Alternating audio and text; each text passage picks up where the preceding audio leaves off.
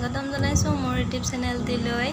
আজি মই বনাব লৈছোঁ মাটিৰ দাইল কলাখাৰ দি। সকলোৱে জানে বনাব, তথাপি মইনো কেনেকৈ বনালোঁ চাওঁ আহকচোন। আৰু যদি মোৰ ভিডিঅ'টো চাই ভাল লাগে লাইক কৰিব, কমেণ্ট কৰিব আৰু চেনেলটো ছাবস্ক্ৰাইব কৰি দিব। মই এইখিনি মাটিৰ দাইল লৈছোঁ। এইখিনি 2 ঘণ্টামানৰ কাৰণে মই তিয়াই থৈ দিম।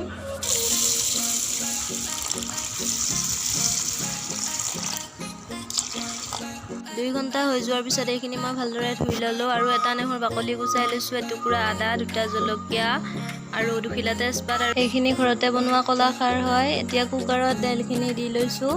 ইয়াত আদাখিনি থেতালি দিছোঁ আৰু খাৰখিনিও দি লৈছোঁ। এয়া 5-6টা হুইচেল মৰাৰ পিছত এইখিনি ভালদৰে সিজি গ'ল চাওকচোন। এতিয়া গৰম কেৰাহীখনত সৰিয়হৰ তেল অলপ দিছোঁ।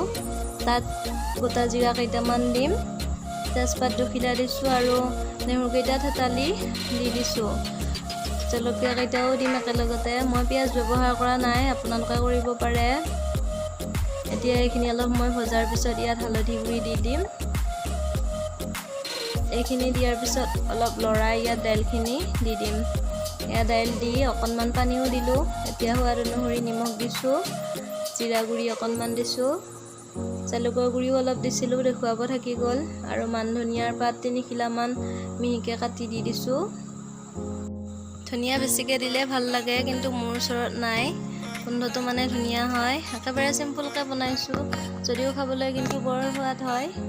দেখুৱাবলগীয়া বিশেষ একো নাই, হ'লেও শ্বেয়াৰ কৰিলোঁ ভাল লাগিল বাবে। এয়া ৰেডি হৈ গ'ল আজিৰ মাটিৰ দাইল। চাওকচোন ইমান ধুনীয়া কালাৰ হৈছে।